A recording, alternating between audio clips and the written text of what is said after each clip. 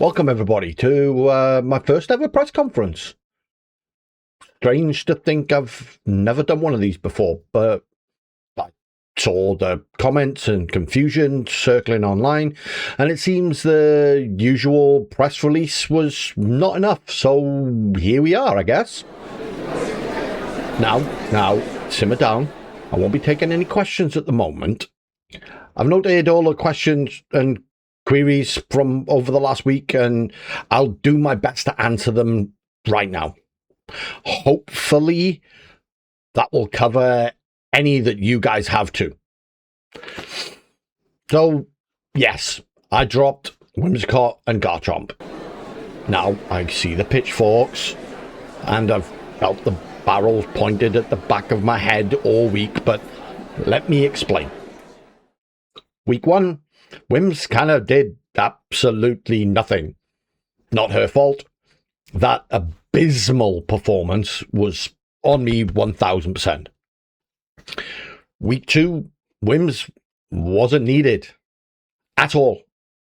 And this week, Wims isn't needed either. So the way I looked at it, that was a huge chunk of budget that could be better spent elsewhere in the squad.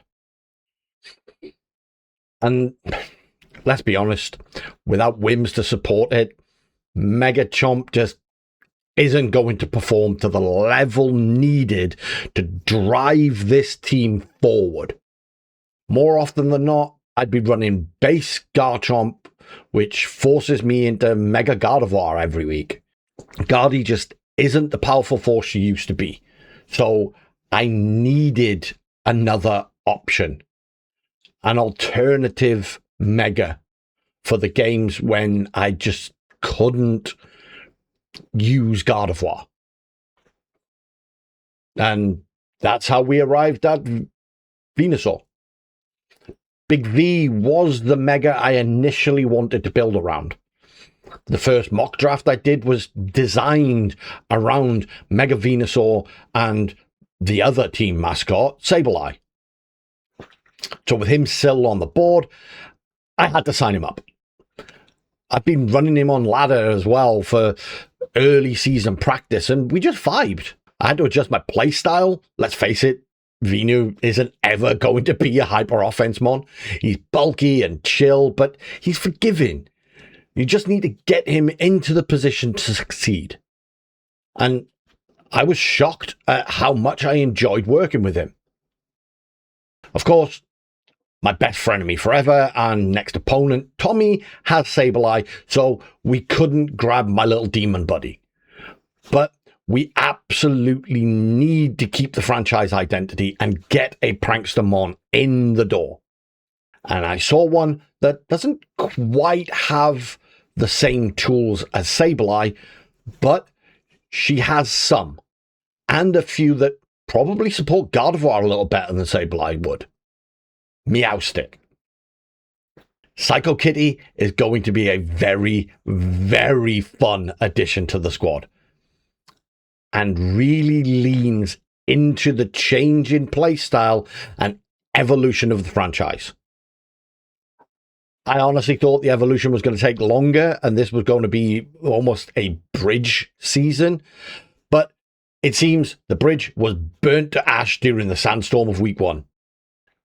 Releasing Wims and Chomp got us 33 points, and Meowstic plus Venu only cost 26. So I had 7 points burning a hole in my back pocket, and wanted it to make another upgrade. Unfortunately, the casualty had to be Croak. Since technically Meowstic is a third fake out mon who offers, let's face it, way more to the team than Punchy Frog. So Croak felt kind of redundant. What I wanted to replace him with was a fast offensive support piece that, due to the lack of good tailwind options, needed to have some other form of speed control.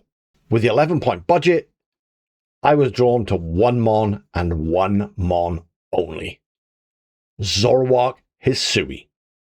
I've wanted to bring this guy in for a few seasons now, but the stars just never aligned to make it happen.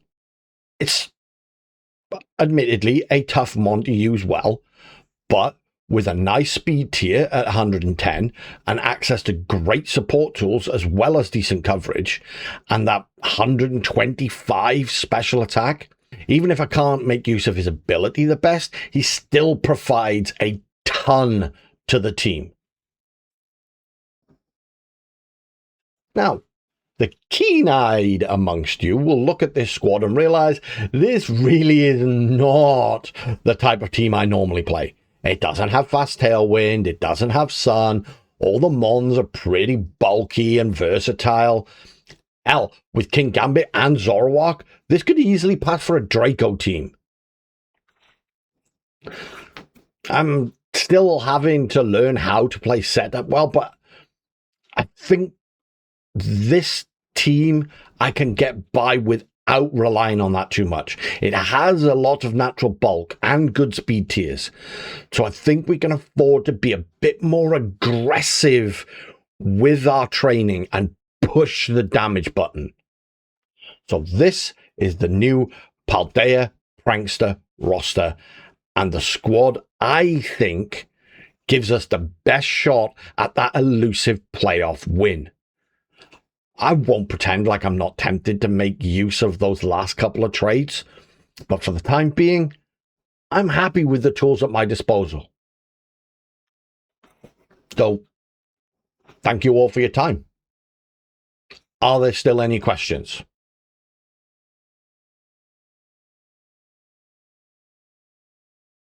By the long stunned silence, I'll assume not.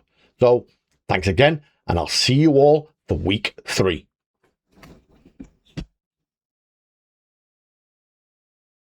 Alrighty then, week 3 of the Regal Draft League, and this week the Paldea Prankster are up against the Dark Void Darkrai, coached by one of my best friends in Mons, Tommy. Tommy is an exceptional player, even if he is prone to the occasional fastball in the wrong direction, being a former league champion and a consistent playoff coach. So, as you can see, our schedule for this season is absolutely brutal. Former champions, incredibly well-drafted squads, old friends and foes alike. We took a huge dub last week, so how are we going to keep up that momentum? How does this squad, trades included, beat Tommy's not-so-rain team? The obvious answer to some would be Mega Venusaur, but Mega Venu struggles against Mega Dragonite, and even Pelipper. And this is the devious nature of Tommy's roster. What's good into Dragonite isn't necessarily good into Blastoise, and vice versa. And with Overqwil and Metagross, he has great answers into Gardevoir mode. Overqwil in particular is a real problem for my team, with 3 good abilities. Yes, Intimidate is actually still good into me, since it means I can't disguise Zoroark as King Gambit without sacrificing Defiant for Supreme Overlord. It being able to hit Meowstic for great damage makes it difficult for me to lead the Psycho Kitty without something next to it offering some protection, which outside of Venusaur, I don't really have. As you can see, Spiky Fish is a massive problem for me, as is Sableye. It almost forces me into running Scrappy Kangaskhan, when, because I don't have the fastest Fake Out in this matchup, that belongs to Simisear, I would prefer to be running Inner Focus. Scrappy does still block Intimidate, which is a bonus when facing down a Tauros or an Overqwil, but being able to ignore a Fake Out and still fake out whatever's next to Simisear would be incredible. We all know what Sableye does at this point, so no need to explain. My best hope, and well, pretty much my only hope, is to kill everything else, ignoring Sableye, and pray it doesn't do something super disruptive. So, what devious plan have I concocted to get around Tommy's very well constructed non-rain team? Well, I'm actually leaving behind the so-called obvious answer and the centerpiece of the trades, Big V.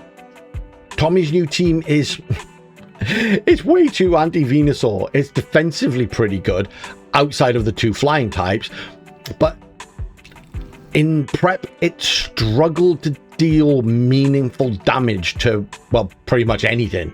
But the other two new signings are straight into the starting lineup. I had so many crazy ideas for Meowstic this week, but there are two moves I absolutely wanted: Fake Tears and Safeguard. Fake Tears helps us break through some of the insane bulk that Tommy has with our special attacking core of Fish V, Spook, and Queen G, while Safeguard stops Sableye or Simisear from burning our physical attackers or using Thunder Wave for speed control. The other two moves I kind of went back and forth on. Did I want screens? Did I need fake out? So many options, but in the end I played it safe and went with screens. And there's no attacking move, but as long as it's next to one of the special attackers, she can just keep spamming Fake Tears. Zoroark is here to do two things: Icy Wind for speed control and or deal with Metagross. I considered a Scarf set, but I didn't feel I needed the speed. It would have been nice because it would let me bulk Spook out, but in the end I settled for Sash.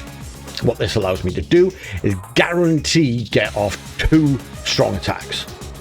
We have enough speed to outspeed a max speed Manectric, and then Grass Knot does decent damage into Blastoise, about 50% depending on bulk. Bitter Malice can't lower Metagross's attack, but it still does about 80% and can lower the attack of its other physical attackers.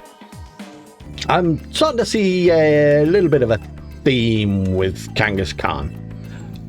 It's essentially the same set I've run the previous 2 weeks, except this week Mama Skippy is rocking a Life Orb.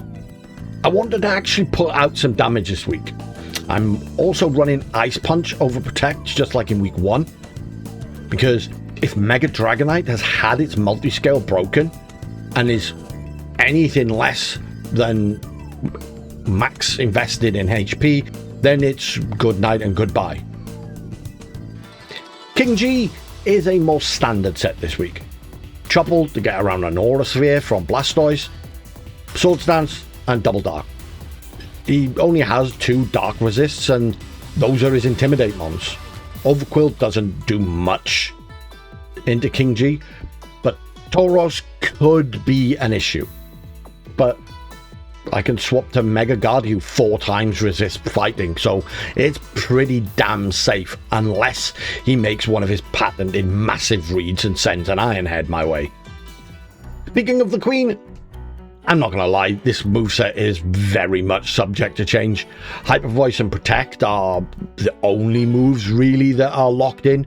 With a Fake Tears, Grass Knot just obliterates even a max special bulk Mega Blastoise.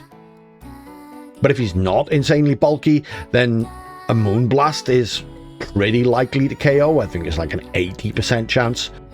Not much on his team wants to switch in on a Fake Tears, Moonblast, or Hyper Voice.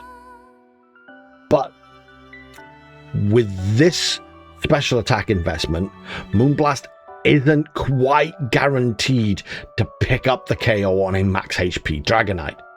I have no idea how this thing is so freaking bulky. It does like 80 to 95%, and Hyper Voice is only like 10% less, so this makes me doubt Moonblast as well. What I'm looking at is Shadow Ball. And with this defensive investment and the Reflect up, Bullet Punch from Metagross only does about 60% to Mega Guardy. And Shadow Ball does about 70% in return, which makes that thing much more manageable and easy to pick up a KO on. I'd also love to bring Trick Room in case he brings Tailwind on D-Knight or Pelipper. Even Calm Mind, which would help into both of his Megas. It's the first time I've had a really tough choice over Guardian moveset. So let's just see which version of the Queen shows up to the match. Last but not least is Vaporeon, and this is also another last minute decision. With Water Absorb, Blastoise doesn't really do much to it, and this bulk allows us to sit in and just trade well. The tough choice is Yawn over Helping Hand. I'd love to be able to have Helping Hand in case Meowstic goes down early, or I feel like Meowstic just isn't pulling her weight in the matchup. But Yawn is just so good. Spamming Yawn and Scald for sleep and burn. It's simple, but really effective. Good luck, have fun, Tommy. Right. Okay, he brought pretty much everything I expected.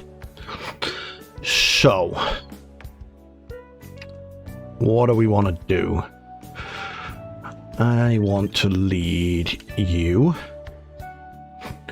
And you. With you in the back, and we'll disguise Zoroark as you. What does that lose to?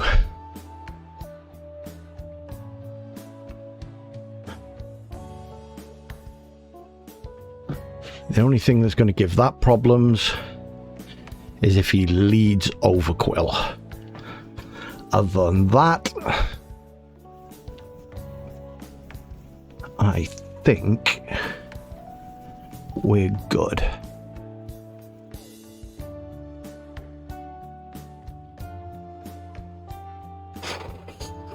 Yeah.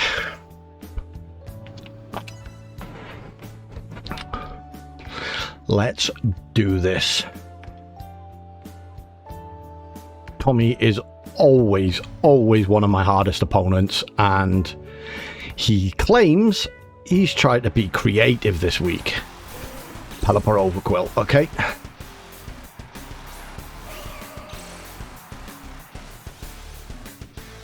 So,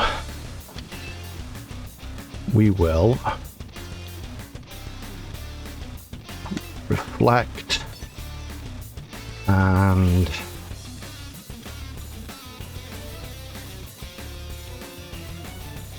I want to reflect Hyper Voice.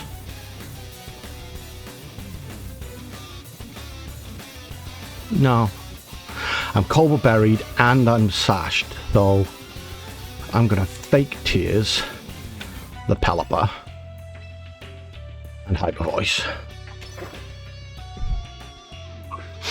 I'm revealing Fake Tears early, but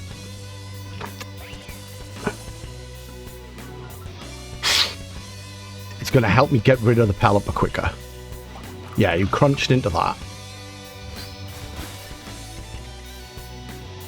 We won't live another one. Gets the defense drop, which is annoying. It's Life Orbed.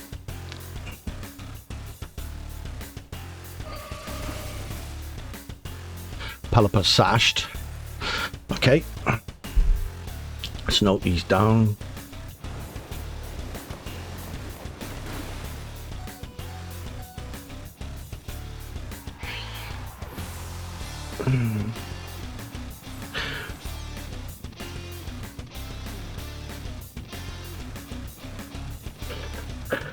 Right.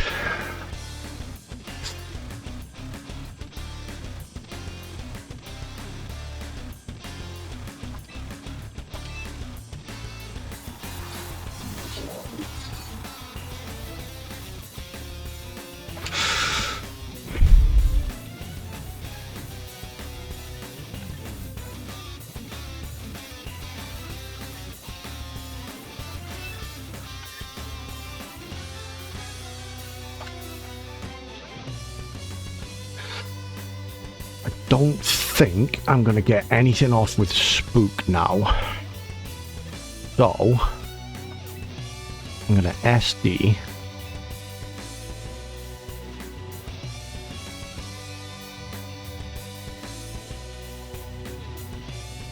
I'll try and get a Hyper Voice off, just in case. Reversal. Okay. I'm guessing he was expecting a Sucker Punch.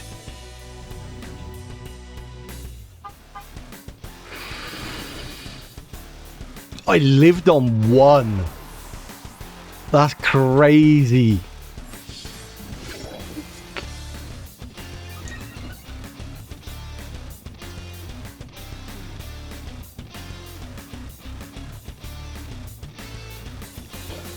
So, how much was that? Is that reversal going to do?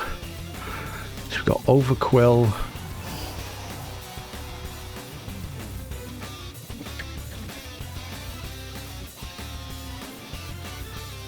Reversal. King Gambit. No Chopple anymore.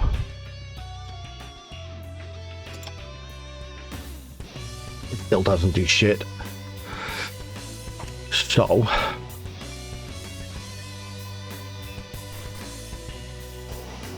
+2 Sucker Punch into Blastoise.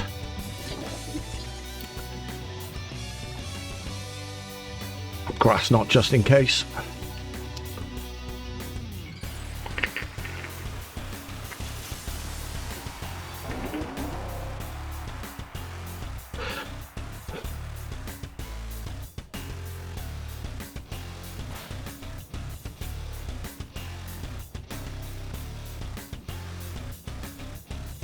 Yeah, he crunched, that's fine.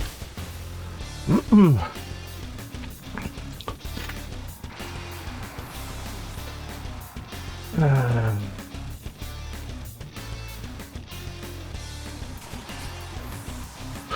Blastoise is running Fake Out.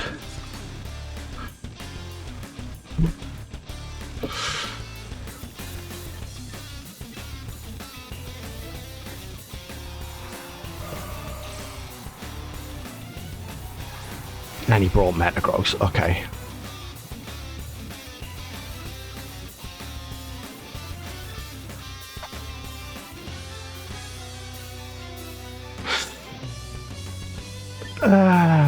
Alright. I'm gonna kowtow you. Mega Protect.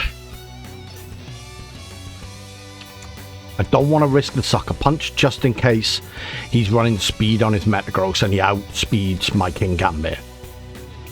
Because a Bullet Punch would then make Sucker Punch fail.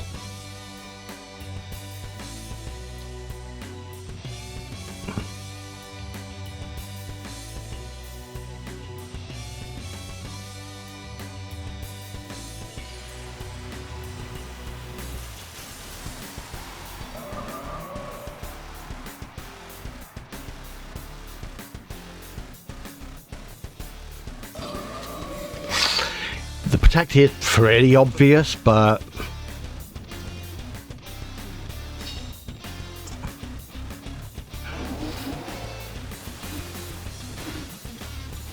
oh my god, that just straight up KO'd. Okay, we're screwed. Agility.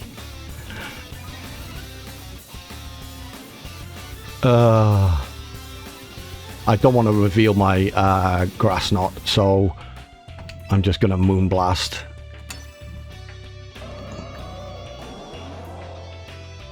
Yeah.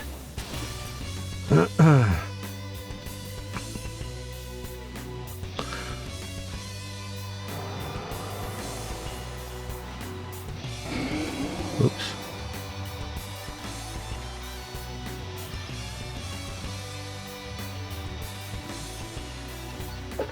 I wasn't expecting that water spout to go.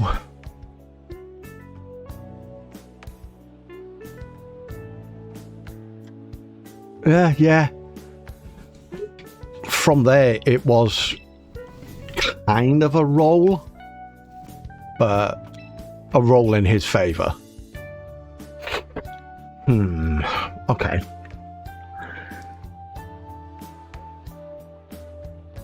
So the plan actually didn't go too badly.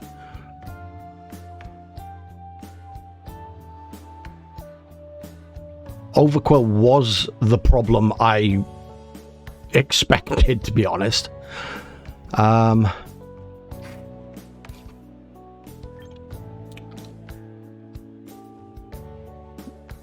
Spook did pretty good.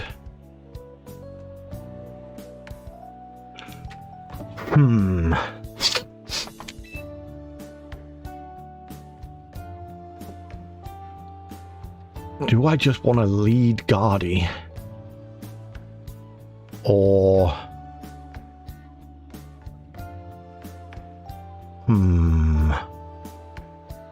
That Metagross with agility is an issue.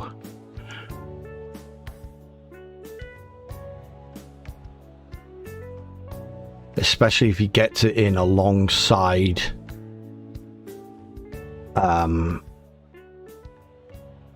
Blastoise.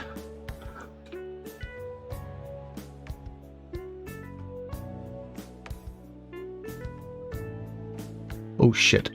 I'm just going to run it back.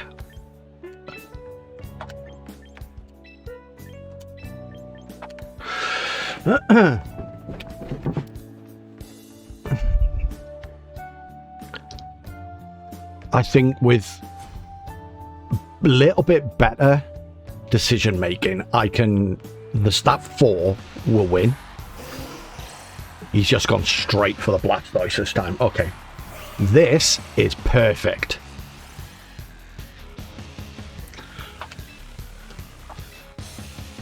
Because this time...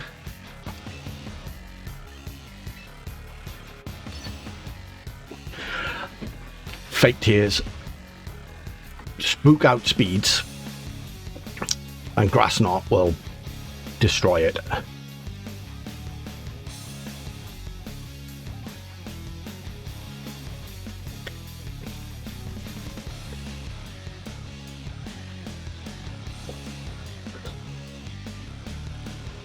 He withdraws.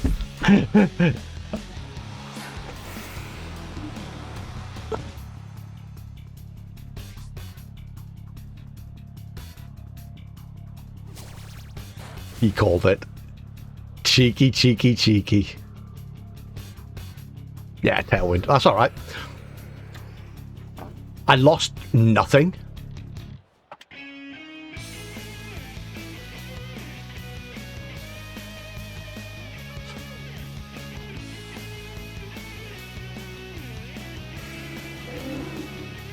So, Reflect.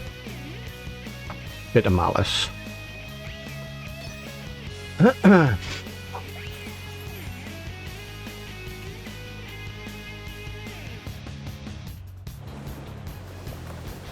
Muddy Water.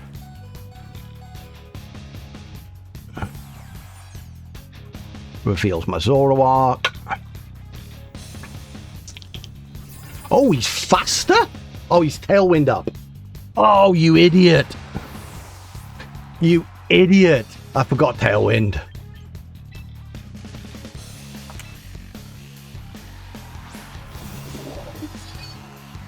I forgot Tailwind.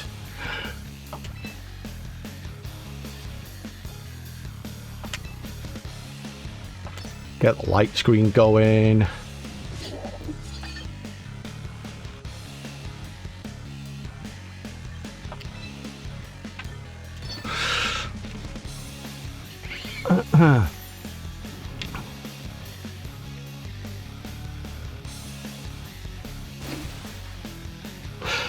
Not bad. Decent damage.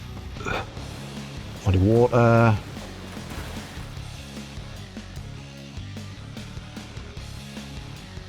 Hammer arm. We've got Chopple. That's fine. Yeah.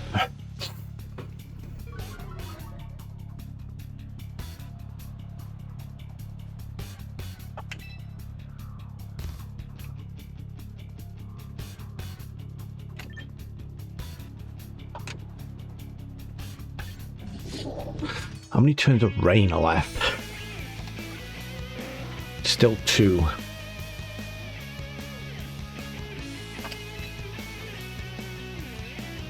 I'm gonna bring Guardia out. It's a risk, but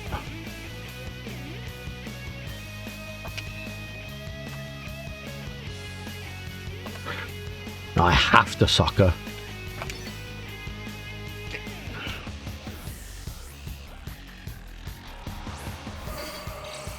He's got Tailwind, so I have to sucker punch. Yeah, and he withdraws.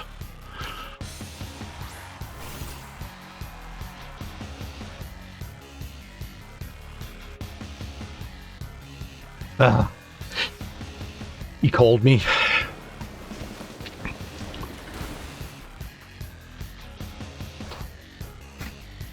Right, Tailwind's gone now, that's good. But he still has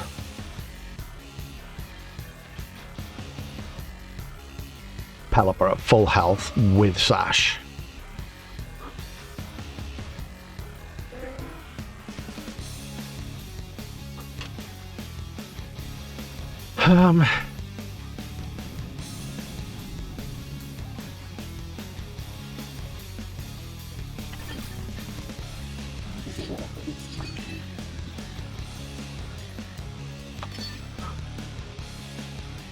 He's got me.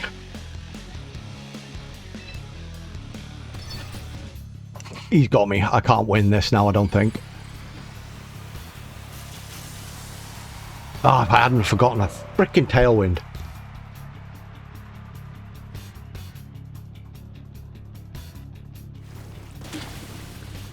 Yeah. GG's, Tommy. His team was just so hard for me to deal with.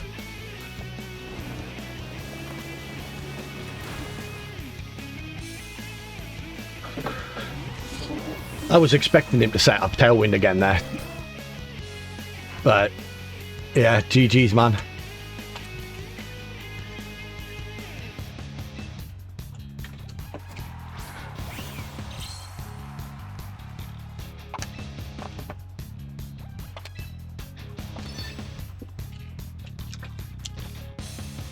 I should have brought Kangaskhan over Meowstick in game 2 for sure.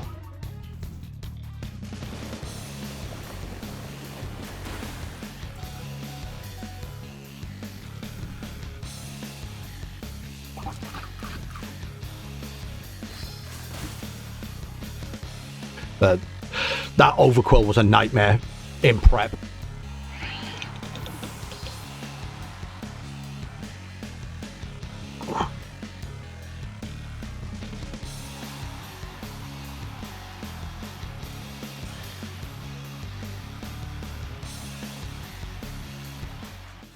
Ah, GG's, Tommy. That was some really good prep, considering you barely did any. I don't think I've ever seen him play so aggressively. It totally caught me off guard. All the prep and team building I did was around that typical Tommy, bulky, slow positional play. Instead, he just went balls to the wall and tried to blow me up. It's like we did a mentality swap. I feel I played okay in game 1, but I don't know what happened in the team preview for game 2. I was being really indecisive and the time just disappeared so fast that I almost timed out. I really should have dropped either Meow or Zoroark for Kangaskhan. I just didn't have anything for Overquill without it. Zoroark could hit it, but was also weak to it, so it wasn't really good, where Kang would have not only given me Fake Out to help out the rest of the team, but Double Edge would have done some great damage into Overquill, especially since it was Life Orbed. I bemoaned the Water Spout high roll in game 1, but I was at less HP than I thought, and Blastoise hadn't been touched. It was always going to KO from there. The play was to not protect. It was obvious, and protecting essentially lost me the game. If I go Sucker Punch and Moonblast, it weakens the Water Spout, and then if he doesn't attack with Metagross, I KO Blastoise. But in my head, I was living that Water Spout on Gambit, so +2 Kowtow KOs Metagross, and I win with the Sucker and Moonblast next turn. That's Mont, unfortunately. Maybe if I could get used to calking during a battle, it would help, but I get so locked in on the match that I just forget it exists. Take absolutely nothing away from Tommy. His building put me in that situation at the end of the day. I thought I prepped well. I came in fairly confident, but knowing it was going to be tough because of that Metagross plus Overquill duo. And he certainly hit his creative goal. And he just played better. Learning from this week is team preview. It's been a weakness of mine for quite a while. I adjusted well last week, but I think a lot of that was taking time over the last couple of turns of game 1 so that I could plan my game 2 and game 3 out. I didn't do that here. I just went straight into the team preview, and yeah, couldn't repeat the success this week. But it's not over. We are only 3 games into the season, but it doesn't get any easier.